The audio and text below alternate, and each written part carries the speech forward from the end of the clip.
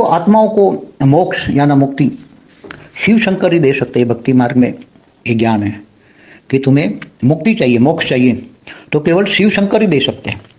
विष्णु भी नहीं दे सकता, ब्रह्मा भी नहीं दे सकता। क्यों?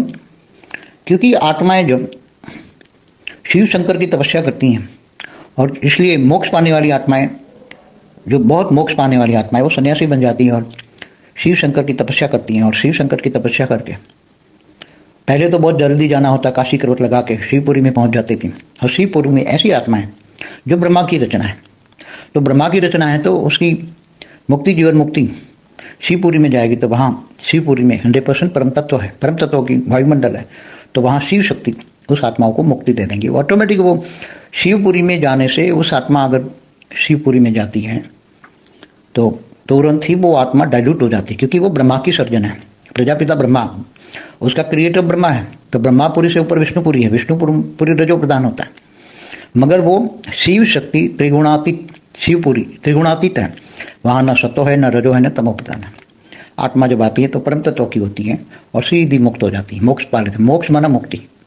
इसलिए शिव शंकर ही मोक्ष दे सकते हैं, न ब्रह्मा दे सकता है, न विष्णु दे सकता है। त्रिदेव में शिव शंकर, इसलिए शंकर भी नहीं दे सकते। हिमालय में उसको मुक्ति नहीं दे सकते। उस आत्माओं को बहुत मोक्ष का बहुत पुरुषार्थ करती है, तो वो उसको शिव शंकर भी भेजते हैं ऊपर शिवपुरी में ऊपर। इसलिए काशी विश्वनाथ धाम में वो वहाँ आत्माएं वहाँ से सीधी ऊपर शिवपुरी में पहुँचा देते थे और वहाँ वो मोक्ष माना मुक्ति पा लेते थे। वो आत्मा का अस्तित्व ही नहीं रहता था।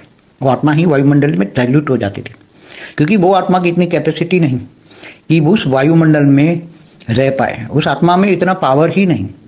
वो आत्मा ही ब्रह्मा समान बनी है कि ब्रह्मा की रचना है।